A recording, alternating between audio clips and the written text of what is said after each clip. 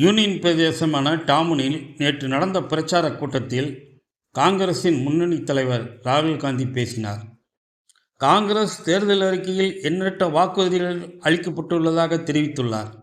பெண்கள், இளைஞர்கள், விவசாயிகள், தொழிலாளர்கள், ஏழை எளிய மக்கள் உள்ளிட்ட அனைத்து தரப்பினரும் பயன்பெறும் வகையில் காங்கிரஸ் தேர்தல் அறிக்கை தயாரிக்கப்பட்டுள்ளதாகவும் அவர் குறிப்பிட்டுள்ளார்.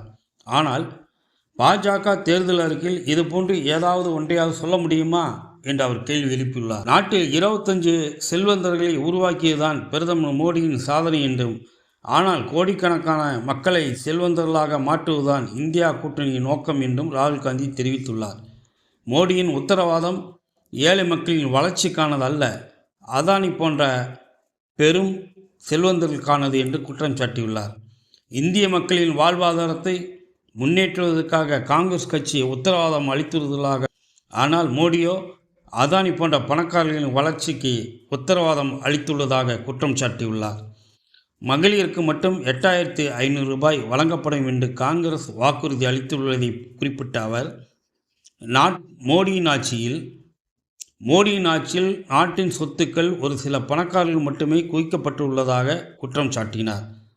10 ஆண்டுகால பாஜக ஆட்சியில் விவசாயிகள் ஒவ்வொரு பைசா சம்பாதிப்பதற்கும் இயங்குவதாக கூறியுள்ள ராகுல் காந்தி, இந்திய கூட்டணி ஆட்சிக்கு வந்தவுடன் குறைஞ்சபட்ச ஆதரவு விலை சட்டமாக்கப்படும் என்று உறுதியளித்துள்ளார். RSS தலைவர் மோகன் பகவத் இடஒதுக்கீட்டை ஆதரிப்பதாக தற்போது தெரிவித்துள்ளார். கடந்த காலங்களில் RSS தலைவர் இடஒதுக்கீட்டு முறைக்கு எதிர்ப்பு தெரிவித்துள்ளார். இடஒதுக்கீட்டை எதிர்த்து பேசியவர்கள், அவர்களுடைய RSS கட்சியில் இருப்பவர்கள் பாஜகவில் சேர்த்து கொள்ளப்படுகின்றனர். RSSம் பாஜகவும் அரசியலமைப்பு மற்றும் இதர அமைப்புகளை ஒழித்துவிட்டு 25 கோடீஸ்வரர்களின் துணையோடு தங்களை நாட்டின் மன்னராக முடிச்சிட்டு கொள்ள நினைக்கின்றனர்.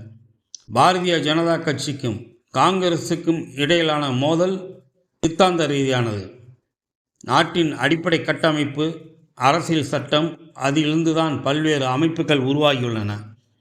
அரசியல் சட்டத்தை மாற்ற பாஜக திட்டமிட்டுள்ளது. ஆனால் அரசியல் சட்டத்தை பாதுகாக்கப்பட வேண்டும் என்று காங்கிரஸ் விரும்புகிறது. அரசியல் சட்டத்தின் மூலம் ஜனநாயகம், வாக்களிக்கும் உரிமை, இடஒதுக்கீடு போன்ற கோடிக்கணக்கான மக்களுக்கு வாழ்வளிக்கும் திட்டங்கள் கொண்டு வரப்பட்டுள்ளன. பாஜக மற்றும் RSS ஆகியவை ஒரு நாடு, ஒரு மொழி, ஒரு தலைவர், ஒரு அமைப்பு போன்றவற்றை கொண்டு வருவதற்கான கோஷங்களை எழுப்புகின்றனர். தமிழ்நாடு, மேற்கு வங்கம், குஜராத் மாநில மக்கள் அந்தந்த மாநில மொழியான தமிழ், பெங்காலி, குஜராத் மொழியை பேசுவதுதான் இயல்பு.